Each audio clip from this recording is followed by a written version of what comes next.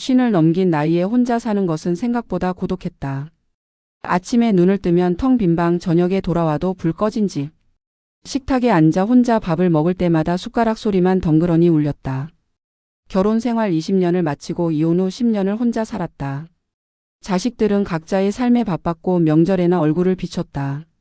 친구들은 손주 이야기로 바쁘고 나만 홀로 남겨진 기분이었다. 그렇게 살다 보니 외로움이 뼛속까지 스며들었다. 누군가와 밥을 먹고 말을 나누고 옆에서 숨소리를 들으며 잠드는 평범한 일상이 간절했다. 어느 날 교회에서 알던 권사님이 조심스럽게 말을 꺼냈다. 좋은 사람이 있다고, 나이도 비슷하고 혼자 사는 남자라고 했다. 처음에는 거절했다. 이 나이에 무슨 소개팅이냐고, 그냥 혼자 사는 게 편하다고 했다. 하지만 권사님은 포기하지 않았다. 그냥 한 번만 만나보라고, 밥 한 끼만 같이 먹어보라고 계속 설득했다. 결국 나는 마지못해 고개를 끄덕였다. 어차피 잃을 것도 없었고 한 번 보고 마는 거라고 생각했다. 약속 장소는 조용한 한식당이었다. 창가 자리에 앉아 기다리는데 가슴이 두근거렸다. 10년 만에 누군가를 설렘으로 기다린다는 게 낯설었다. 문이 열리고 한 남자가 들어왔다. 키가 크지는 않았지만 단정한 인상이었다. 회색 스웨터에 검은색 바지, 깔끔하게 빗은 머리. 그는 내게 다가와 조용히 인사했다. 목소리는 낮고 차분했다. 과하게 친절하지도 어색하게 굴지도 않았다. 그저 적당한 거리를 유지하며 예의 바르게 대했다. 식사를 하는 동안 그는 말이 많지 않았다. 내가 물으면 대답하고 필요한 말만 했다. 과거에 대해서는 거의 묻지 않았다. 전 남편 이야기도 이혼 사유도 캐묻지 않았다. 오히려 그는 이렇게 말했다. 과거는 중요하지 않다고, 지금부터 어떻게 사느냐가 중요하다고. 그 말이 묘하게 위로가 됐다. 내 상처를 들춰내지 않는다는 게, 과거를 심판하지 않는다는 게 고마웠다. 그는 자신도 비슷하다고 했다. 힘든 시간을 보냈고 이제는 조용히 살고 싶다고 했다. 그 말에 동질감이 느껴졌다. 두 번째 만남에서도 그는 변함없었다. 부담스럽지 않게 천천히 다가왔다. 산책을 하며 이런저런 이야기를 나눴다. 날씨 이야기, 동네 이야기, 사소한 일상 이야기들. 그는 내 말을 잘 들어줬다. 고개를 끄덕이며 적절히 맞장구를 쳤다. 자신의 이야기는 많이 하지 않았지만 그게 오히려 편했다. 과거를 숨기는 게 아니라 조심스러운 성격이라고 생각했다. 세 번째 만남, 네 번째 만남. 횟수가 늘어갈수록 그에게 익숙해졌다. 함께 있으면 안정감이 들었다. 시끄럽지 않고 조용하고 평온했다. 몇 달이 지나고 그는 조심스럽게 제안했다. 함께 사는 것에 대해 생각해 볼 수 있겠냐고. 결혼까지는 아니더라도 동거라도 해보면 어떻겠냐고 했다. 나는 망설였다. 이 나이에 다시 누군가와 산다는 게 쉽지 않았다. 하지만 혼자 사는 것도 지쳤다. 매일 밤 텅 빈 집으로 돌아가는 것도, 혼자 식탁에 앉는 것도 이제는 견디기 힘들었다. 그리고 그는 나쁜 사람 같지 않았다. 조용하고 예의 바르고 나를 존중해줬다. 더 이상 뭘 바라겠는가? 나는 천천히 고개를 끄덕였다. 그렇게 우리는 함께 살기 시작했다. 처음에는 모든 게 조심스럽고 어색했다. 같은 공간에서 숨쉬고 식사하고 잠드는 것. 하지만 시간이 지나면서 익숙해졌다. 그는 집안일도 도왔고 내 말도 잘 들어줬다. 큰 문제가 없어 보였다. 친구들도 좋은 사람을 만났다며 축하해줬다. 교회 권사님은 자기 덕분이라며 뿌듯해했다. 나도 행복했다. 오랜만에 웃을 일이 많아졌고 아침에 눈 뜨는 게 두렵지 않았다. 옆에 누군가 있다는 것만으로도 위안이 됐다. 하지만 그것도 잠시였다. 평온했던 일상 뒤에 숨겨진 진실이 조금씩 드러나기 시작했다.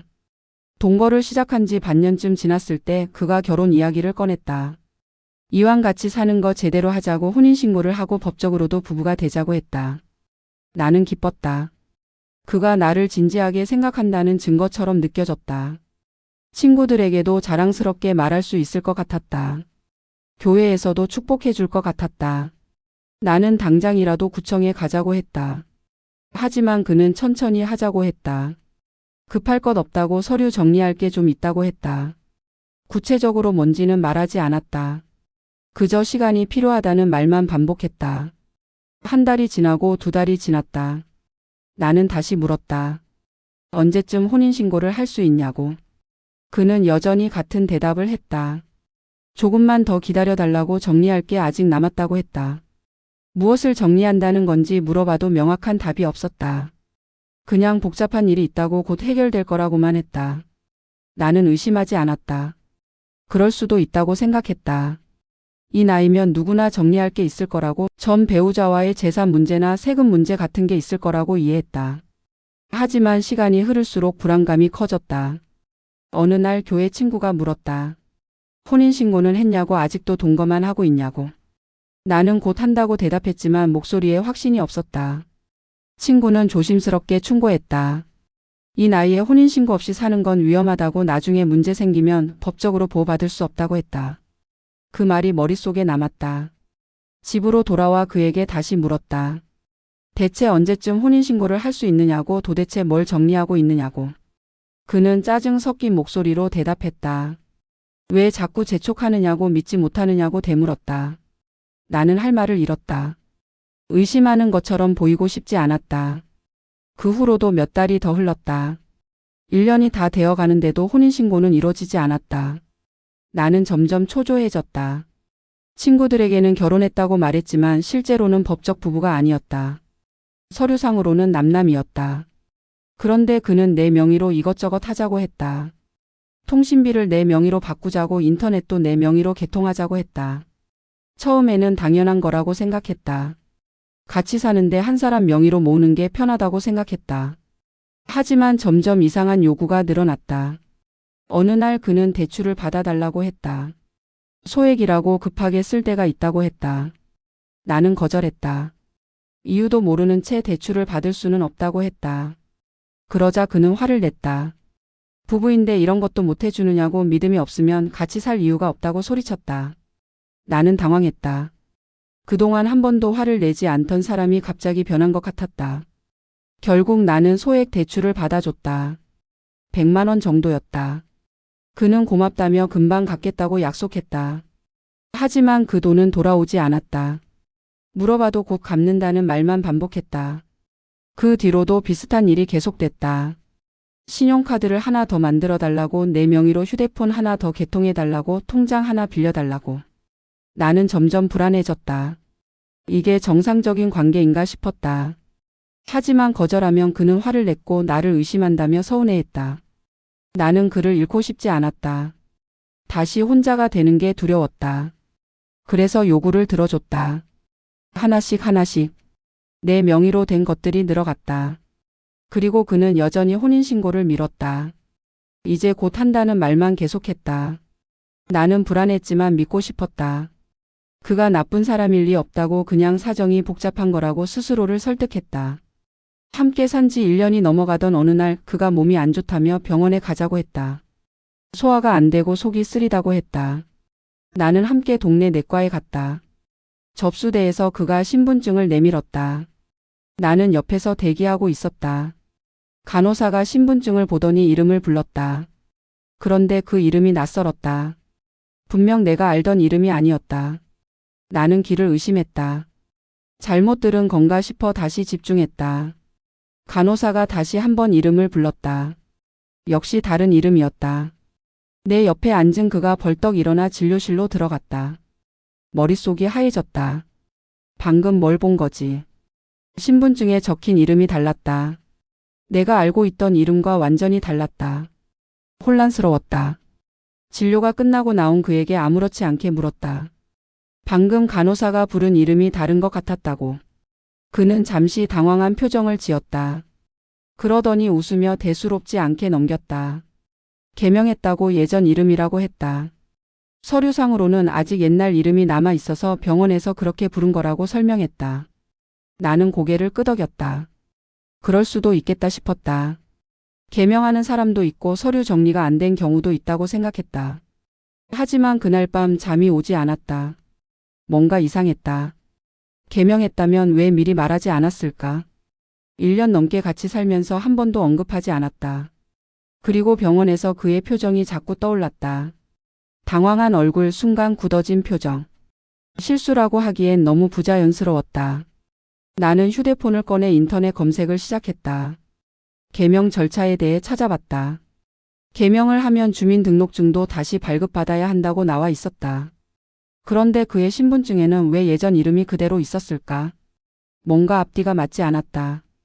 다음 날 나는 일부러 그의 지갑을 확인했다. 화장실에 간 사이 거실에 놓인 지갑을 슬쩍 열어봤다. 신분증이 들어 있었다. 나는 숨을 죽이고 꺼내봤다. 그리고 충격을 받았다. 신분증에 적힌 이름이 또 달랐다. 병원에서 들은 이름도 아니고 내가 알던 이름도 아닌 세 번째 이름이었다. 사진도 달랐다. 더 젊었을 때 찍은 사진이었다. 손이 떨렸다. 이게 뭐지? 왜 이름이 여러 개지? 주민등록번호는 같은데 이름만 다른 신분증이 여러 장 있는 건가? 아니면 위조된 건가? 머릿속이 복잡해졌다. 화장실 문이 열리는 소리가 들렸다. 나는 황급히 신분증을 다시 지갑에 넣고 원래 자리에 놓았다. 아무렇지 않은 척 소파에 앉아 있었다. 그가 나왔다. 평소처럼 태연한 얼굴이었다. 하지만 내 눈에는 더 이상 그렇게 보이지 않았다. 저 사람이 누구지? 진짜 이름이 뭐지? 왜 여러 개의 신분을 가지고 있지? 질문이 꼬리를 물었다. 하지만 물어볼 수가 없었다. 지갑을 뒤졌다는 걸 들키면 안 됐다.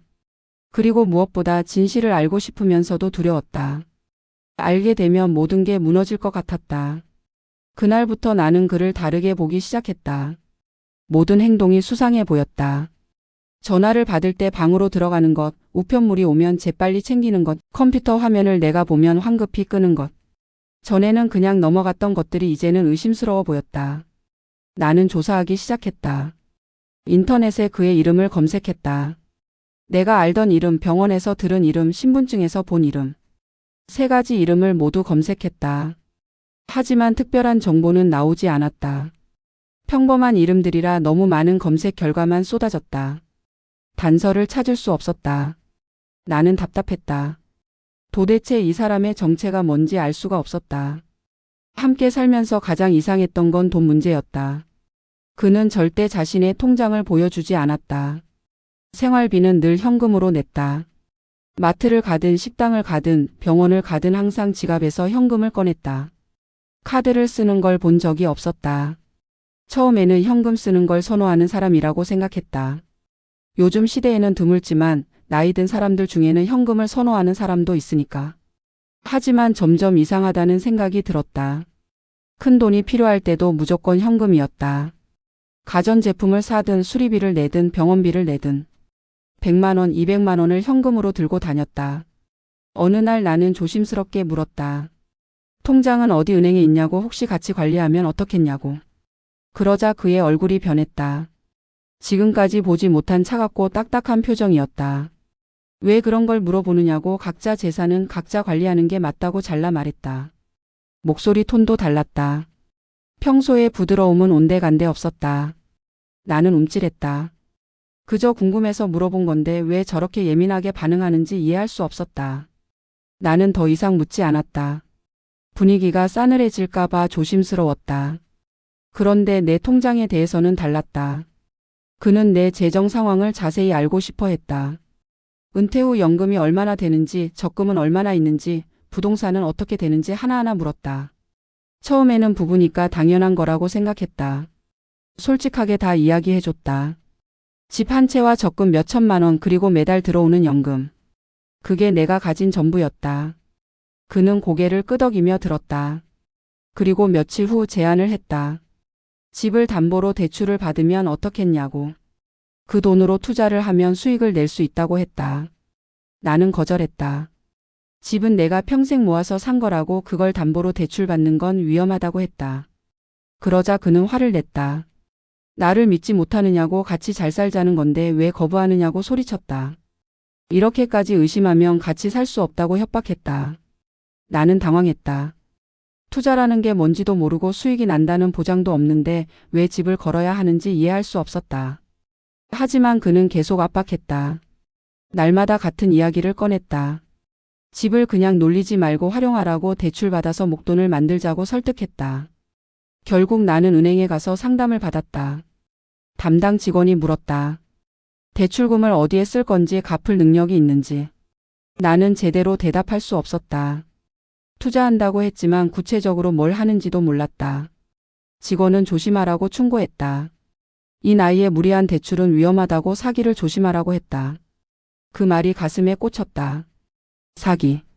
설마 그럴 리 없다고 생각했지만 불안감이 커졌다. 나는 대출을 받지 않았다. 집에 돌아와 그에게 말했다. 대출은 안 되겠다고 은행에서도 말렸다고 했다. 그날 밤 그는 나를 완전히 무시했다. 말을 걸어도 대답하지 않았다. 식사도 따로 했다. 며칠 동안 냉전이 계속됐다. 나는 견딜 수 없었다. 이렇게 살 수는 없었다. 결국 내가 먼저 사과했다. 생각해 보겠다고 조금만 시간을 달라고 했다. 그제야 그는 풀렸다. 다시 친절해졌다. 하지만 나는 알았다. 그가 원하는 건 나의 돈이라는 걸. 내 존재가 아니라 내 재산이었다. 그 사실을 인정하고 싶지 않았지만 점점 명확해졌다. 돈 얘기만 나오면 그는 완전히 다른 사람이 됐다. 차갑고 강압적이고 무서웠다. 어느 토요일 오후 나는 동네 마트에 장을 보러 갔다. 평소처럼 카트를 밀며 식재료를 담고 있었다. 계산대에서 줄을 서 있는데 옆줄에 서 있던 아주머니가 나를 쳐다봤다. 낯익은 얼굴이었다. 같은 아파트 단지에 사는 사람 같았다. 그 아주머니가 먼저 말을 걸었다. 요즘 남편분이랑 잘 지내시냐고 물었다. 나는 어색하게 웃으며 그렇다고 대답했다. 그런데 아주머니가 뜬금없이 이상한 말을 했다. 남편분 예전에 여기 살 때는 다른 이름 쓰셨던 것 같던데요. 그때도 여자분이랑 같이 사셨는데. 심장이 철렁 내려앉았다. 무슨 말인지 이해가 안 됐다. 예전에 여기 살았다고? 다른 이름으로? 다른 여자와? 나는 아주머니에게 다시 물었다. 무슨 말씀이냐고, 혹시 다른 사람과 착각하신 거 아니냐고. 아주머니는 고개를 저었다. 아니라고, 분명히 같은 사람이라고 했다. 얼굴을 잊을 수가 없다고 했다. 몇 년 전에 이 아파트 옆동에 살았었다고, 그때도 비슷한 나이의 여자와 함께 살았다고 했다. 그런데 어느 날 갑자기 사라졌다고. 여자만 남고 남자는 흔적도 없이 떠났다고 했다. 머리가 어지러웠다. 아주머니의 말이 사실인지 거짓인지 판단할 수 없었다. 혹시 정말 다른 사람을 착각한 건 아닐까? 하지만 아주머니는 확신에 차 있었다. 이름만 다를 뿐 얼굴은 똑같다고 했다. 그리고 조심하라고 충고했다. 수상한 사람 같으니 잘 알아보라고 했다. 나는 황급히 계산을 마치고 마트를 나왔다. 걸음이 휘청거렸다. 장바구니가 무겁게 느껴졌다. 집으로 돌아가는 길이 멀게만 느껴졌다. 집에 도착했을 때 그는 거실에서 텔레비전을 보고 있었다. 평소와 다름없는 모습이었다. 나는 장바구니를 부엌에 내려놓고 숨을 고르며 물었다. 이 동네에 예전에도 산 적 있냐고. 그는 고개를 저었다. 처음이라고 했다. 나는 다시 물었다. 혹시 옆동에는? 그는 이상한 표정으로 나를 쳐다봤다. 왜 그런 걸 묻느냐고 되물었다. 나는 아주머니가 한 말을 전했다. 예전에 여기 살았던 것 같다고 하던데 착각인 거냐고. 그러자 그는 웃었다. 말도 안 된다고, 동네 아줌마들이 원래 소문 좋아한다고 했다. 나를 누군가와 착각한 거라고 했다. 신경 쓰지 말라고, 그런 헛소리에 흔들리면 안 된다고 했다. 나는 고개를 끄덕였다. 그래, 착각이겠지. 그런데 왜 마음이 불안한 걸까? 왜 아주머니의 말이 자꾸 떠오르는 걸까? 그날 밤 나는 잠을 거의 이루지 못했다. 아주머니의 목소리가 귓가에 맴돌았다. 예전에 여기 살았다고. 다른 여자와 함께 살았다고. 갑자기 사라졌다고. 다음 날 나는 아파트 관리사무소에 갔다. 혹시 몇 년 전 입주자 명단을 볼 수 있냐고 물었다. 직원은 개인정보라 보여줄 수 없다고 했다. 하지만 내가 간곡히 부탁하자 이름만 확인해 주겠다고 했다. 나는 그의 이름을 말했다. 내가 알고 있던 이름을 먼저 말하고 그 다음 병원에서 들었던 이름을, 마지막으로 신분증에서 봤던 이름을 말했다. 직원은 컴퓨터를 확인하더니 고개를 끄덕였다. 세 번째 이름이 몇 년 전 입주자 명단에 있다고 했다. 옆동에 살았다고 했다. 온몸에 소름이 돋았다. 아주머니의 말이 사실이었다. 그는 거짓말을 한 것이다. 예전에 여기 산 적이 있었다. 다른 이름으로. 그리고 아마도 다른 여자와 함께. 나는 더 이상 참을 수 없었다. 관리사무소를 나와 집으로 돌아갔다. 그에게 따져 물어야 했다. 더 이상 속을 수 없었다. 하지만 집 앞에 도착했을 때 용기가 나지 않았다. 만약 정말로 나쁜 사람이라면 어떡하지? 화를 내면 어떡하지? 두려움이 밀려왔다. 나는 문 앞에서 한참을 서 있다가 결국 열쇠를 꺼냈다. 진실을 알아야 했다. 그날 아침은 평소와 다름없었다. 아침 식사를 준비하고 그와 함께 식탁에 앉았다. 밥을 먹는 동안 대화는 없었다. 요즘 우리 사이는 그랬다. 서로 말을 아끼고 눈을 피했다. 내 마음속 의심이 커질수록 그도 뭔가 눈치챈 듯 경계했다. 식사를 마치고 설거지를 하는데 초인종이 울렸다. 아침 일찍 누가 왔나 싶어 문을 열려고 하는데 그가 먼저 나섰다. 인터폰을 확인하더니 얼굴이 하얗게 질렸다. 그 표정을 본 순간 심상치 않다는 걸 알았다. 그는 문을 열지 말라고 했다. 나가 있으라고 아무 말도 하지 말라고 했다. 하지만 초인종은 계속 울렸다. 밖에서 누군가 큰 목소리로 말했다. 경찰입니다. 문 열어주세요. 경찰? 왜 경찰이 여기 왔지? 나는 당황해서 그를 쳐다봤다. 그는 땀을 흘리고 있었다. 손이 떨리고 있었다. 나는 그의 반응이 더 이상했다. 왜 저렇게 당황하는 거지? 경찰이 왔는데 왜 문을 열지 말라는 거지? 나는 그를 밀치고 현관문으로 갔다. 문을 열었다. 2명의 경찰이 서 있었다. 제복을 입은 남자 경찰관 둘이었다. 그들은 신분증을 보여주며 말했다. 안에 계신 분 신원 확인 좀 하겠습니다. 나는 어리둥절했다. 신원 확인? 무슨 일이냐고 물었다. 경찰은 그를 가리키며 말했다. 저분 수배 중인 인물입니다. 사기 및 횡령 혐의로 전국에 수배령이 내려져 있습니다. 그 말을 듣는 순간 다리에 힘이 풀렸다. 수배? 사기? 횡령? 무슨 소리인지 이해가 안 됐다. 경찰은 그에게 신분증 제시를 요구했다. 그는 고개를 숙인 채 아무 말도 하지 않았다. 경찰이 다시 말했다. 협조하지 않으면 강제로 연행하겠습니다. 그제야 그는 천천히 지갑을 꺼냈다. 신분증을 내밀었다. 경찰은 신분증을 확인하더니 고개를 끄덕였다. 맞습니다. 본인 맞습니다. 그리고 그에게 수갑을 채웠다. 금속 소리가 현관에 울려 퍼졌다. 나는 그 소리를 듣는 순간 현실이라는 게 실감났다. 내가 1년 넘게 같이 살았던 사람이 범죄자였다. 경찰은 나에게도 물었다. 이 사람과 무슨 관계냐고. 나는 떨리는 목소리로 대답했다. 함께 살고 있다고 재혼 준비 중이라고. 경찰은 안타까운 표정을 지었다. 조심하셨어야 했는데요. 이 사람 전과가 많습니다. 여러 지역에서 같은 수법으로 여자들을 속였습니다. 그 말에 머리가 멍해졌다. 여러 여자들을? 같은 수법으로? 나만 속인 게 아니었다. 나는 여러 피해자 중 한 명에 불과했다. 경찰은 그를 데리고 나갔다. 그는 끝까지 나를 쳐다보지 않았다. 고개를 숙인 채 끌려갔다. 문이 닫히고 나는 그 자리에 주저앉았다. 온몸이 떨렸다. 믿을 수 없었다. 함께 밥을 먹고 같은 침대에서 자고 미래를 이야기했던 사람이 범죄자였다. 모든 게 거짓이었다. 그의 다정함도 배려도 사랑도 전부 계획된 연극이었다. 나는 그저 돈을 뜯어낼 대상이었을 뿐이었다. 한참을 그렇게 앉아 있다가 경찰서에서 전화가 왔다. 피해 신고를 하러 오라고 했다. 진술서를 작성해야 한다고 했다. 나는 비틀거리며 일어났다. 옷을 갈아입고 경찰서로 향했다. 가는 내내 머릿속이 복잡했다. 내가 뭘 잘못한 걸까? 어디서부터 잘못된 걸까? 신호를 놓친 건 언제부터였을까? 답은 없었다. 그저 후회만 밀려왔다. 경찰서 조사실은 차갑고 딱딱했다. 형광등 불빛 아래 책상과 의자만 놓여 있었다.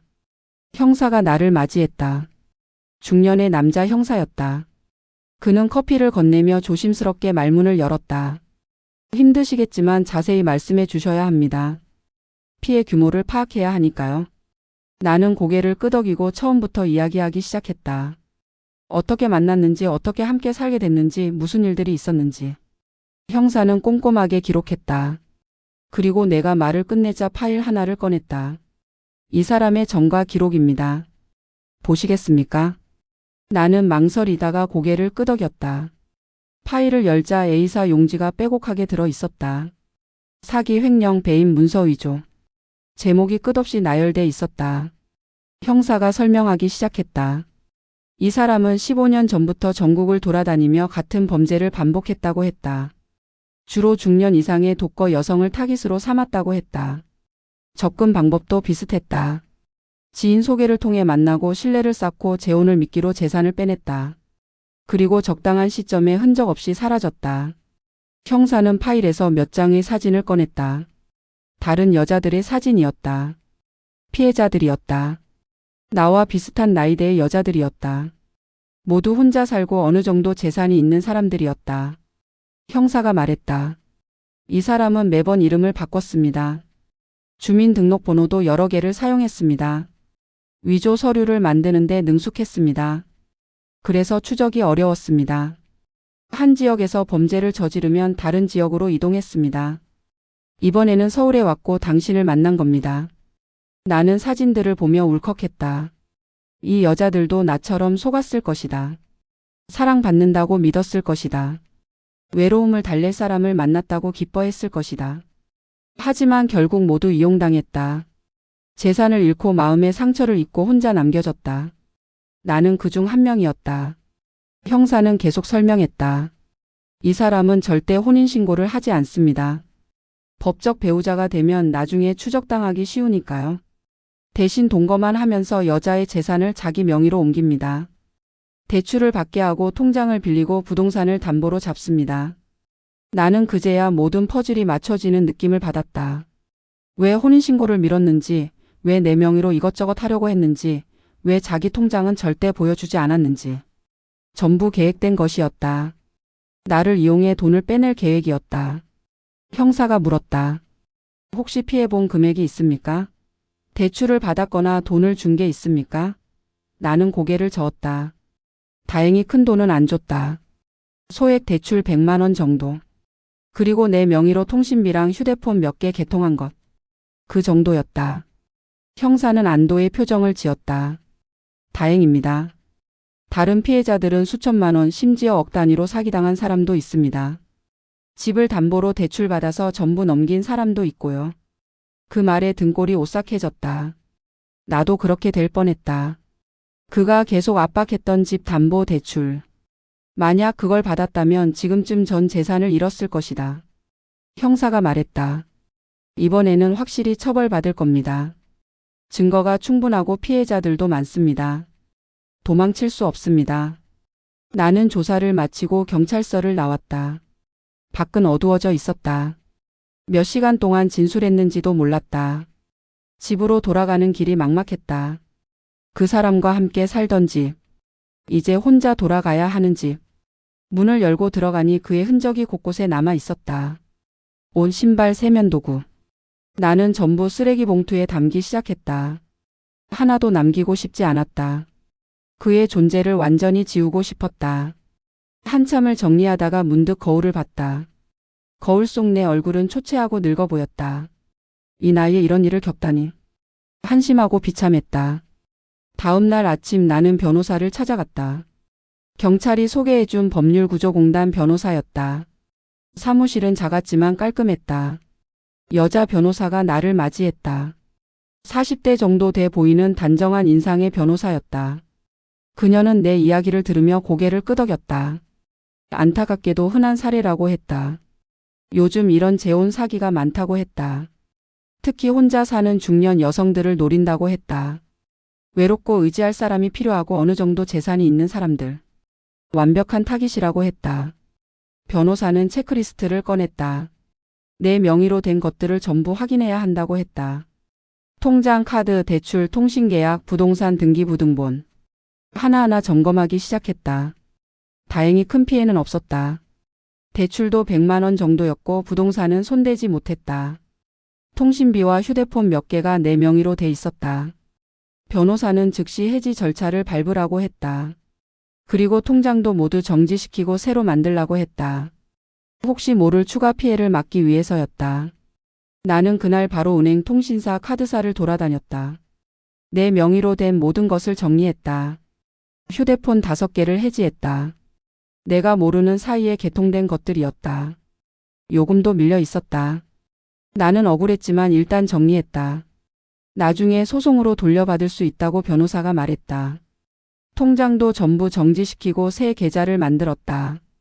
그가 알고 있던 계좌번호는 모두 무용지물이 됐다. 이제 더 이상 내 돈을 건드릴 수 없었다. 부동산 등기 부등본도 확인했다. 다행히 아무 문제가 없었다. 담보도 없고 가압류도 없었다. 내 집은 안전했다. 변호사가 말했다. 정말 다행입니다. 보통은 등기까지 넘어간 경우가 많거든요. 명의 신탁이나 근저당 설정으로 집을 빼앗기는 경우도 있습니다. 그 말을 듣고 소름이 돋았다. 내가 얼마나 위험한 상황이었는지 실감했다.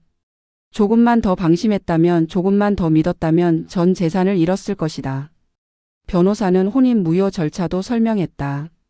하지만 우리는 혼인신고를 하지 않았기 때문에 법적으로 부부가 아니었다. 그래서 이혼 절차는 필요 없었다. 대신 동거관계 해소와 손해배상 청구를 할 수 있다고 했다. 그가 사기로 얻은 이익을 돌려받을 수 있다고 했다. 나는 고소장을 작성했다.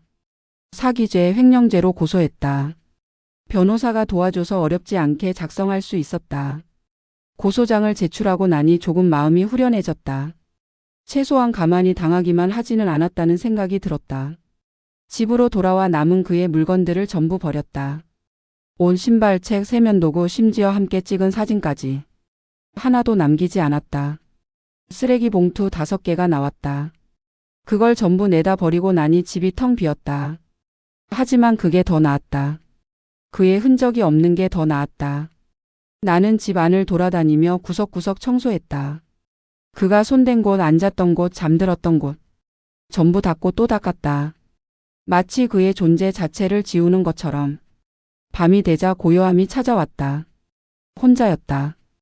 또다시 혼자가 됐다. 하지만 이번에는 달랐다. 예전의 외로움과는 달랐다. 이번에는 내가 선택한 혼자였다. 당하지 않기 위해, 보호하기 위해, 다시 일어서기 위해 선택한 혼자였다. 나는 창밖을 바라보며 생각했다. 이제 끝이다. 더 이상 속지 않는다. 더 이상 당하지 않는다.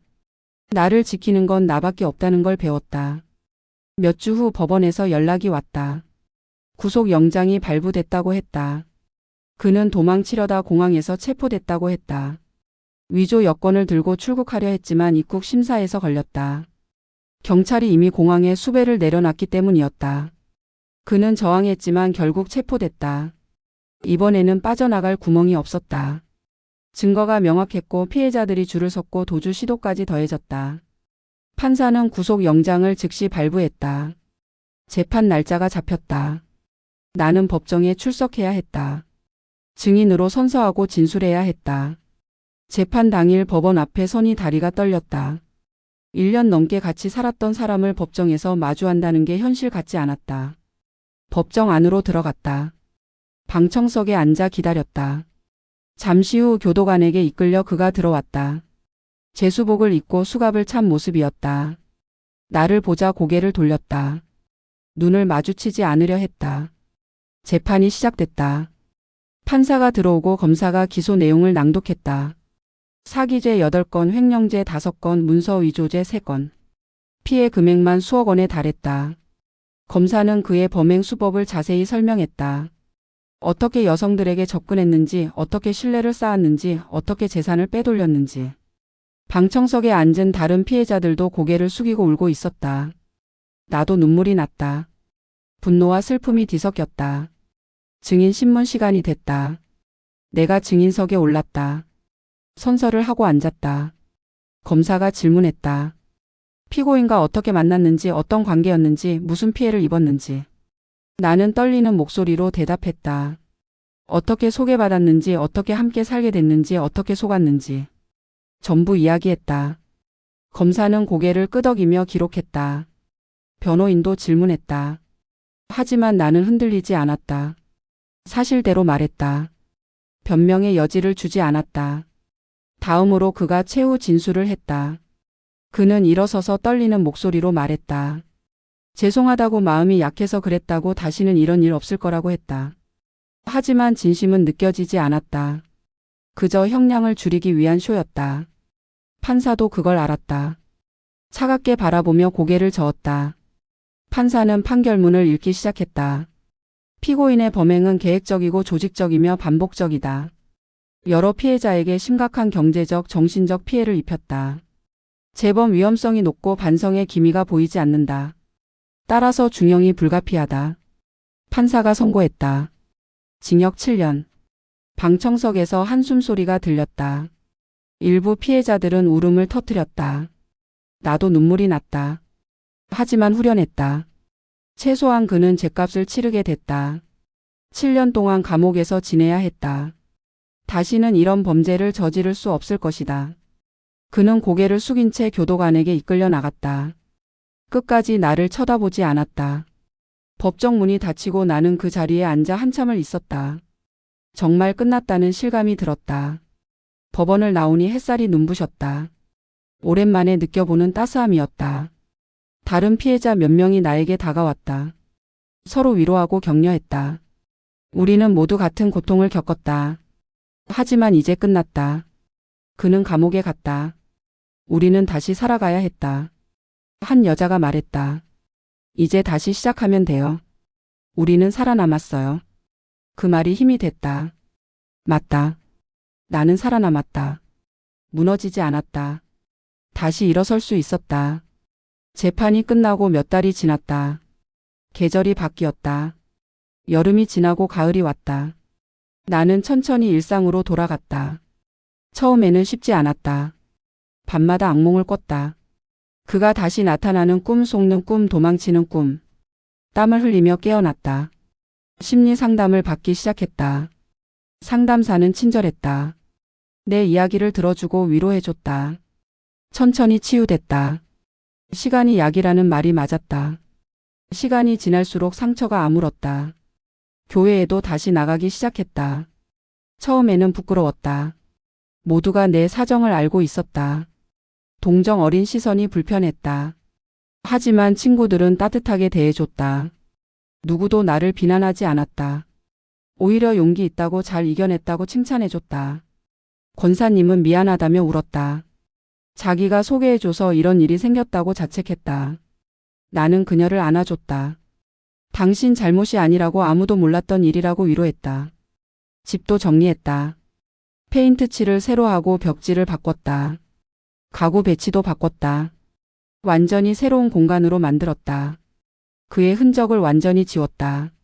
이제 이 집은 오롯이 내 공간이었다. 아무도 침범할 수 없는 나만의 영역이었다. 매일 아침 일어나면 커피를 내려 마셨다. 창가에 앉아 책을 읽었다. 저녁에는 요리를 했다.